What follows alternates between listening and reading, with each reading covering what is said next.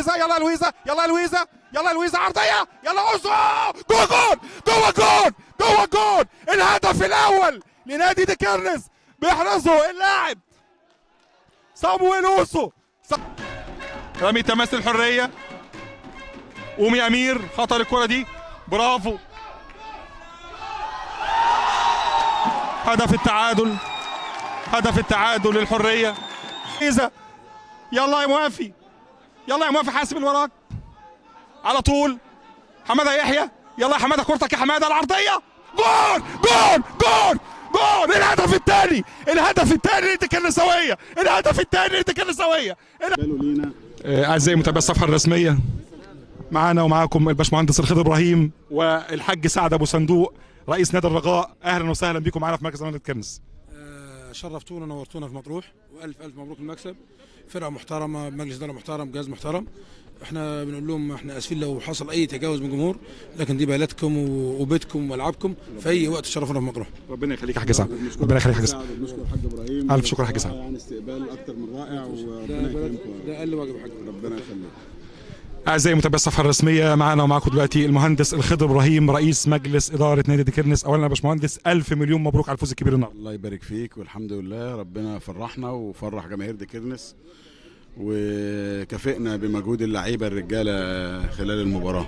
باشمهندس خضر، مشوار طويل النهارده، ديكرنس 9 بونت. مبروك يا ريس. مبروك مبروك يا ريس. مبروك يا ريس. طبعا هو ما ينفعش النداءات اللي قالت تغيير الجهاز الفني في توقيت، احنا كنا من افضل الماتشات اللي لعبناها، كان ماتش بدوي، وقابلنا سوء حظ بسبب ارضيه الملعب وبسبب الامطار وبسبب برضه عدم توفيق الحكم، رغم انه كان جد وكويس يعني في الحقيقه، كان الحكم عاجبني، ولكن برضه يعني ما حسبنا لناش 2 بنالتي، رجع لهم الماتش بالبلانتي اللي كان ممكن ما يتحسبش. لكن انا ما فقدتش الثقه في اللعيبه على الاطلاق ولا في الجهاز الفني، هم على قدر المسؤوليه. النهارده من المباريات اللي انا كنت متاكد من الفوز، رغم ان هم تعادلوا في نص الشوط الثاني، كنت متاكد ان احنا هنفوز.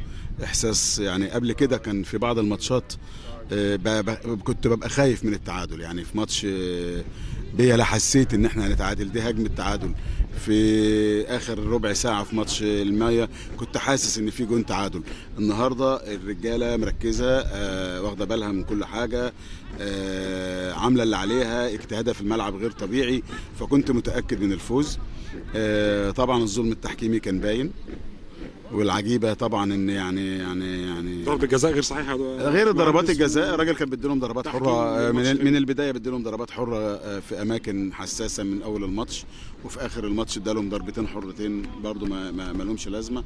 اختتمها بضربه جزاء المفروض تتحسب فاول على الخصم، زي ما حسبها على اوسو في في الشوط الاولاني، ولكن هو ادانا بنالتي، ادى علينا بنالتي، وانا كنت واثق انها تتصد. الحمد لله، ثقتي في ربنا كبيره، احنا تعبنا والناس تعبت والحمد لله، وحتى لو كنا تعادلنا برضو واثق ان المباراتين الجايين كنا هنعمل نتيجه كويسه. طبعا واثق فيهم، وحضور النهارده جيت عشان احفزهم قبل الماتش واتكلم معاهم كلمتين، ادي لهم الثقه وادي لهم الاحساس بالمسؤوليه، وهم كانوا قدها في الحقيقه، وان شاء الله بيقبضوا مكافئتهم النهارده قبل ما يمشوا في مطروح.